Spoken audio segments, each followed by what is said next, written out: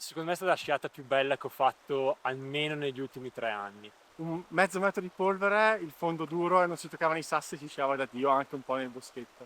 Avevamo la neve praticamente ovunque. La valle ha regalato ogni secondo qualcosa di magnifico.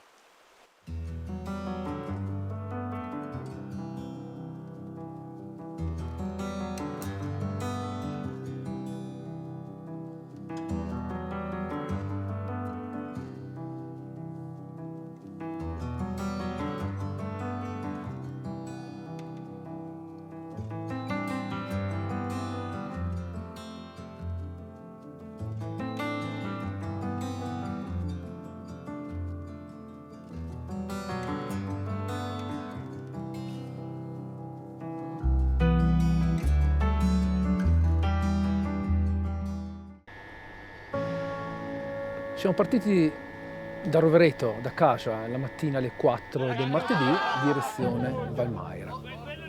Eravamo tutti emozionati.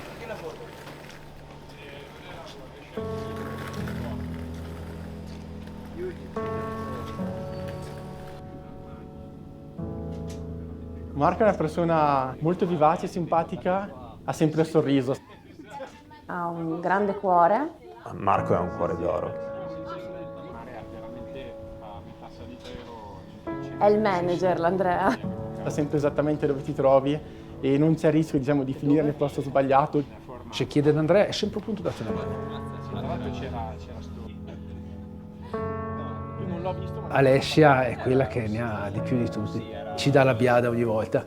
Non si tira mai indietro, non molla mai proprio, anche quando ti trovi in difficoltà riesce ad essere calma e a farti ragionare, no? Gioele è fantastico. Da fuori sembra quello un po' più burbero, un po' più sulle sue, diciamo. Te lo chiamano tutti il birba, no? Perché non ti immagini, lui fa un sacco di battute, se ne esce con, io le chiamo perle, ti fa ridere mezza giornata. Non li considero i miei amici, perché andando in montagna si crea un legame, perché si è legati da una corda. E sono diventati una mia seconda famiglia, li considero i miei fratelli.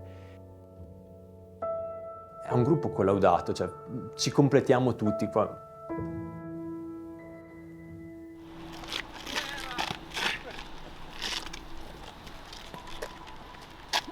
È con loro che vorrei fare proprio questa avventura. Viverla proprio nella maniera più naturale possibile. E penso di essere sulla strada giusta perché mi sta muovendo qualcosa dentro ed era un bel po' di tempo che non sentivo una cosa così per un'avventura. Solo entrare nella valle sono rimasto veramente a bocca aperta.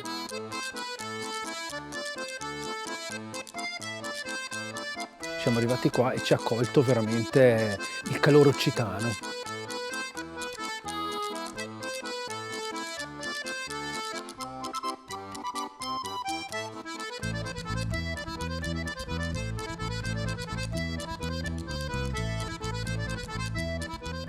Per rispettare la montagna, secondo me, la prima cosa da fare è capire chi ci ha vissuto per tanti anni. Penso che in Valmaira, come sport di montagna, abbiamo tutto. Tranne gli impianti che trasportano, ma quelli tanto non li vogliamo qua, tanto non li vogliamo. E perché non li hanno fatti nei tempi in cui costruivano impianti dappertutto, per nostra fortuna. Non sono stati fatti e adesso abbiamo il bello, la genuinità del territorio, perché tu vai dappertutto, non vedi pali, non vedi cavi, non vedi niente, rumore, eccetera. Quindi sono nato e cresciuto qua, a Marmora. Per scelta ho continuato l'attività dei miei genitori con l'albergo. Della nonna. Sì, che era già a sua volta della nonna e della bisnonna che bisnonna, sì, c'è un po' negozio, albergo, quelle cose proprio che si usava molto una volta. Ovviamente è stato tutto rinnovato e voilà. Diciamo che, come diceva anche Gigi, qua posto per fare lo sport non manca, che sia arrampicata, sia alpinismo, bicicletta, trail running, trekking, qualsiasi tipo, però a 360 gradi. La vai a ramaiare, vuol dire, guarda che sta per nevicare, la vai a ramaiare. Siamo arrivati qua sotto una nevicata. Doveva finire in realtà nella notte, io mi sono svegliato alle 4:30, visto che nevicava in maniera notevole, e quindi ci siamo trovati con altri 40 cm di neve fresca. Il progetto era questa traversata di circa 5 giorni, ma la nevicata, per quanto abbia reso un paesaggio immacolato e straordinario, ovviamente ha comportato alcuni problemi, specie di sicurezza per quanto riguarda alcuni passaggi. Il cambio di programma, come ci eravamo detti, per via delle questioni del meteo, era doveroso. Però la valle, nonostante abbia regalato molta neve, ci ha dato ancora più possibilità.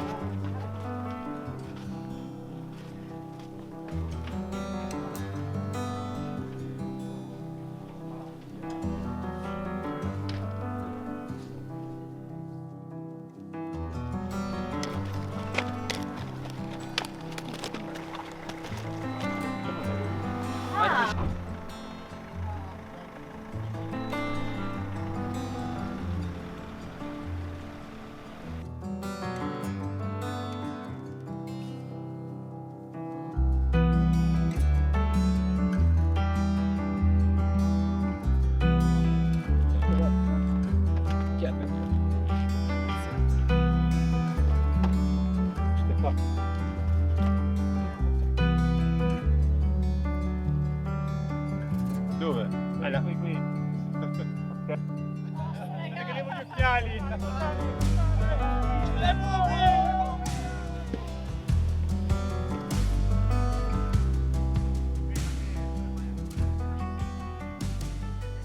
La valle ci ha dato ancora più possibilità, perché anche se la traversata integrale non è stata possibile farla per esigenze di sicurezza, le guide ci hanno portato in posti magnifici anche quando nevicava.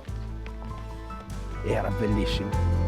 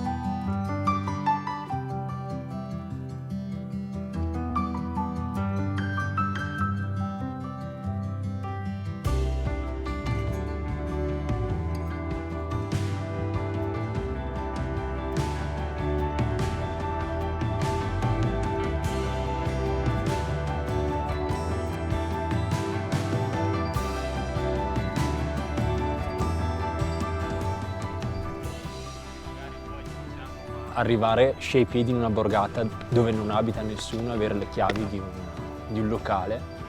Siamo noi e basta, abbiamo steso i sacchi a pelo, ci siamo rilassati un attimo.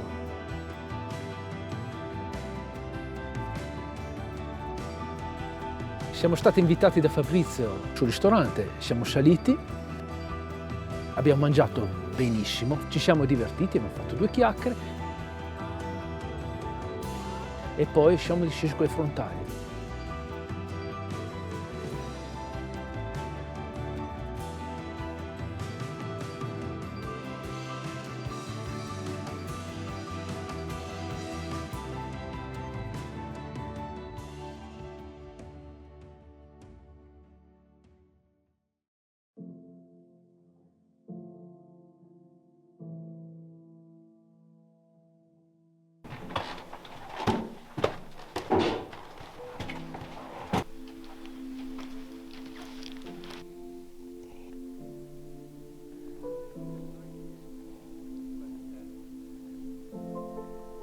Caldo, tanto caldo.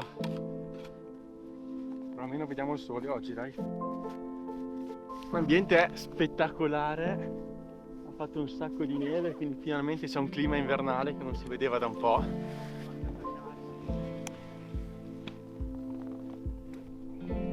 Hanno battuto traccia verso il bivacco a Valmaggia, che battere nella fresca è fatica, cioè va guadagnato il bivacco, andava veramente guadagnato. Allora saliamo dentro questa valletta fino a quando arriviamo a un piccolo colle, una selletta, e da lì lo vediamo in cima. E io, tra me e me pensavo con questo zaino un po' pesante, che ci siamo, c'era ancora da battere.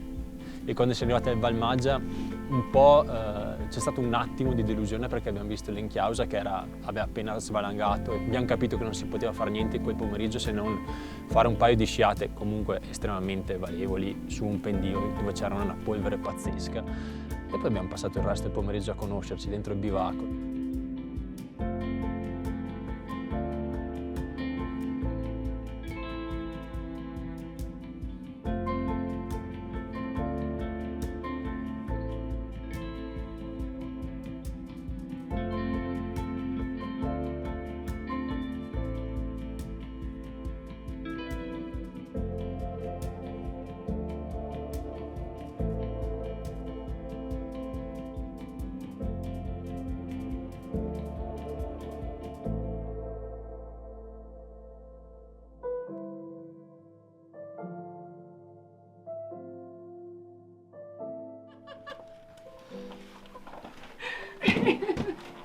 Il bagno? I bagni perfetti.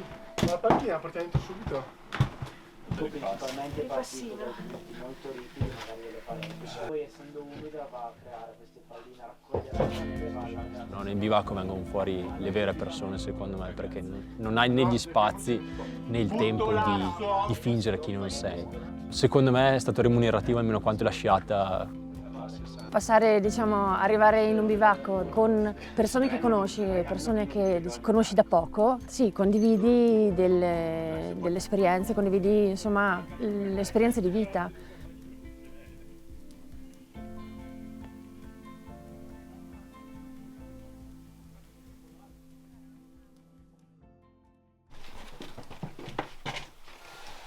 Sono uscito e sono rimasto a bocca aperta.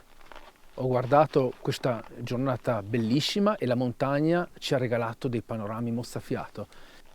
Ho guardato fuori dalla finestra, c'era questo monte che iniziava a illuminarsi dalla cima e aveva questo colore arancione, mentre tutto sotto restava buio.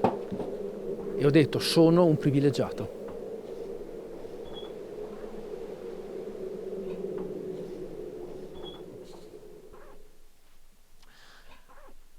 È il silenzio che la fa da padrone, no? In quei momenti. Ogni cosa che dici sembra qualcosa di troppo.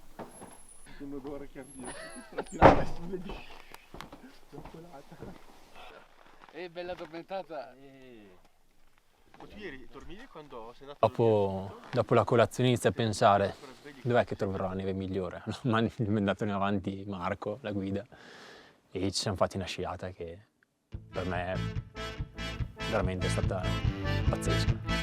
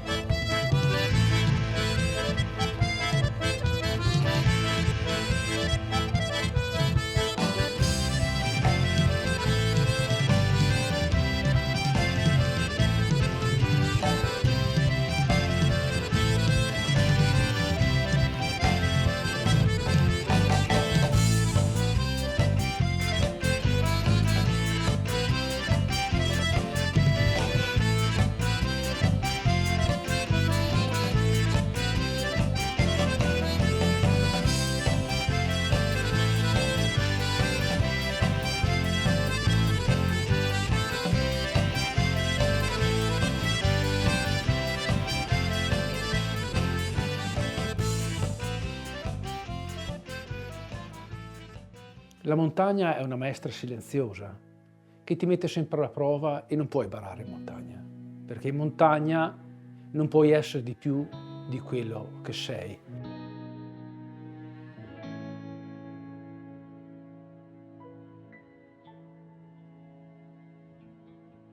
Beh, la montagna si rispetta innanzitutto avendo coscienza di dove si sta andando, del fatto che non si è in città, che ci si comporta in modo diverso, più che altro perché in città si è abituato a comportarsi in modo sbagliato. E se questa cosa è in qualche modo sopportabile, quando si è in città non è più sopportabile quando si è in montagna.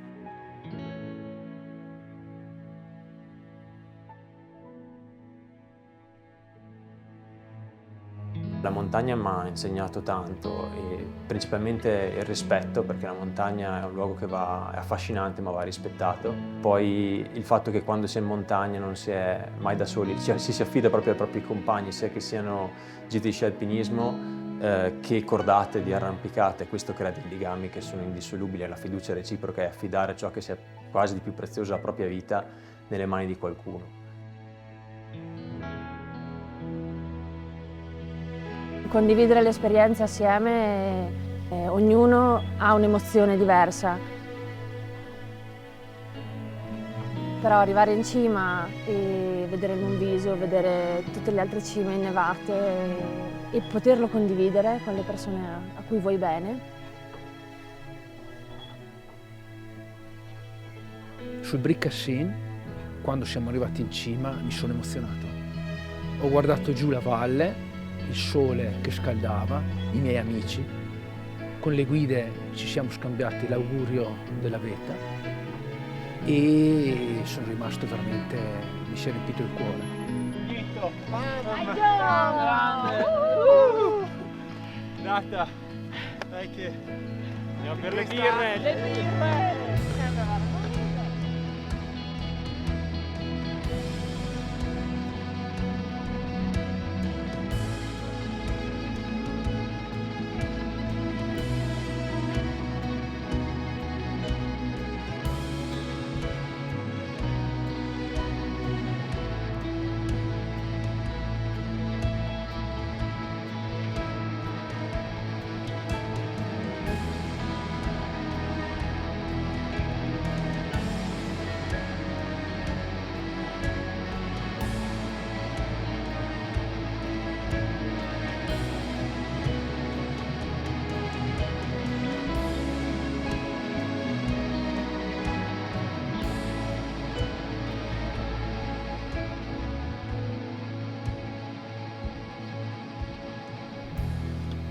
Non è la cima, non è mettere la bandierina sulla cima. Andare a fare un'esperienza, un'avventura con i tuoi amici, si può pensare che sia solitudine o no, è serenità.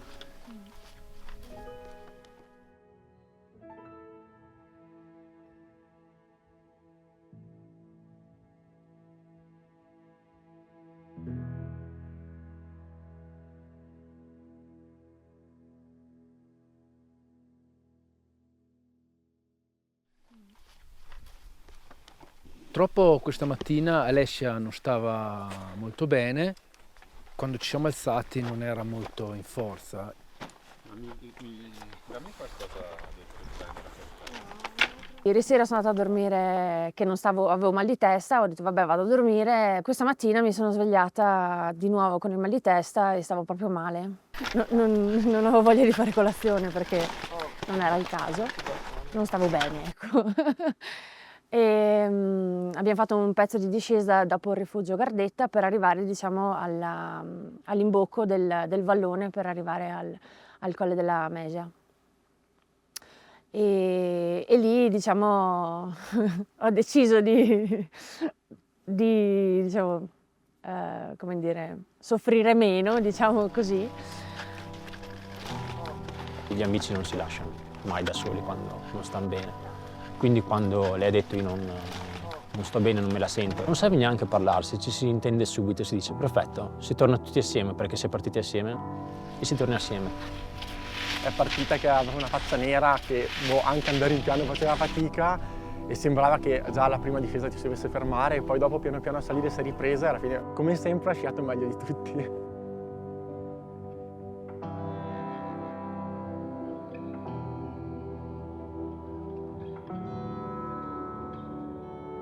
Siamo arrivati in questo altipiano grandioso. L'altipiano della Gardetta credo che abbia proprio qualcosa come estensione, come isolamento di particolare.